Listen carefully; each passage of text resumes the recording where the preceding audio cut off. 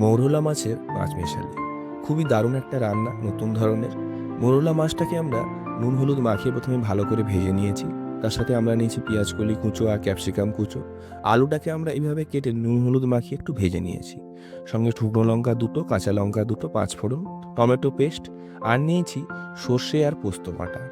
একটা কড়াইতে 3 চামচের মতো সর্ষের তেল দিয়ে গোটা মশলাগুলো দিয়ে তারপরে আমরা পেঁয়াজ কলি আর ক্যাপসিকামটা দিয়ে দেবো। এবারে আমরা দেব অল্প একটু হলুদ গুঁড়ো আর পরিমাণ মতো লবণ। ভালো করে মাখিয়ে নিয়ে এটাকে কষতে হবে 3 থেকে 4 মিনিট। তারপর এর মধ্যে আমরা আলুটা দিয়ে দেবো। আলুটা দিয়েও আমাদের 3-4 মিনিট ভালো করে কষিয়ে নিয়ে তারপরে দিয়ে দেবো টমেটো বাটা। ভালো করে সেটাকে মাখিয়ে নিয়ে এবারে আমরা দিয়ে দেবো সর্ষে আর পোস্ত বাটাটা। এবারে আমাদের একটু লো ফ্লেমে 7 থেকে 8 মিনিট একটু ভালো করে কষাতে হবে। তারপরে আমরা দেব গরম জল। অল্প একটু হাফ কাপ মতো গরম জল দিতে হবে, তাতে রান্নাটা খুব ভালো সিদ্ধও হয়ে যাবে আর মাখা মাখাও হবে।